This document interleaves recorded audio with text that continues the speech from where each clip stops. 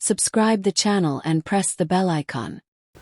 शेख सादी बयान करते हैं कि बाख्तर के हाकिम के 2 बेटे थे और दोनों ही फ़नून सिपागरी में माहिर, शाहज़ोर और हौसलामंद थे।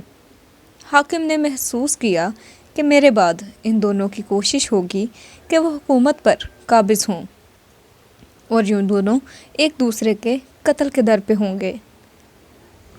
इसने जब तमाम पहलुओं पर गौर कर लिया तो इसने इरादा किया कि मुल्क को 2 हिस्सों में बराबर तकसीम करके इन दोनों को हुकूमत सौंप दी जाए और इन्हें नसीहत की जाए कि ये आपस में मुत्तहिद रहें और बवक्ते ज़रूरत एक दूसरे की मदद करते रहें कि इसमें ही इन दोनों की भलाई है।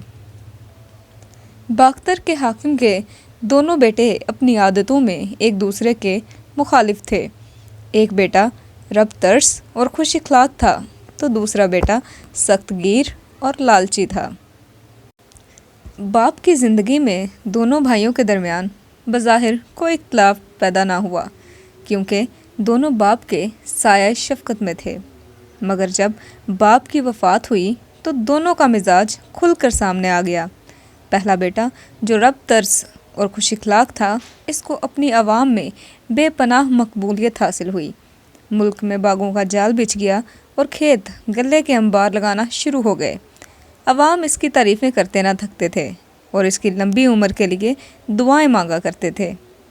दूसरा बेटा जो कि लालची और सख्त तबीयत का मालिक था, इसे हर वक्त यही फ़िक्र लाहक रहती कि किस तरह वो अपना ख़जाना भर ले। इसने अपनी लालची तबीयत की वजह से अवामुन नास का जीना दोभर कर दिया और लोग अपने घर और ज़मीनें छोड़कर दूसरे ममालिक में पनाह लेने लगे।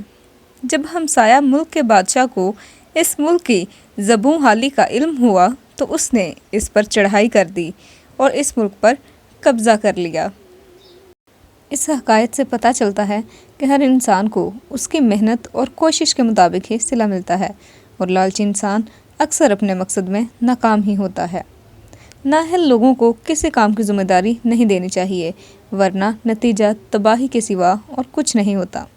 उम्मीद है दोस्तों आपको ये हकायत पसंद आई होगी और आप इसको सुनने के बाद अपनी ज़िम्मेदारियाँ किसी नाअहल शख्स के सुपुर्द हरगिज़ नहीं करेंगे। अगर आप वाकई ऐसा करते हैं तो अपनी कीमती राय से हमें ज़रूर आगाह कीजिए। फ़ी अमानिल्लाह। Thanks for watching the video.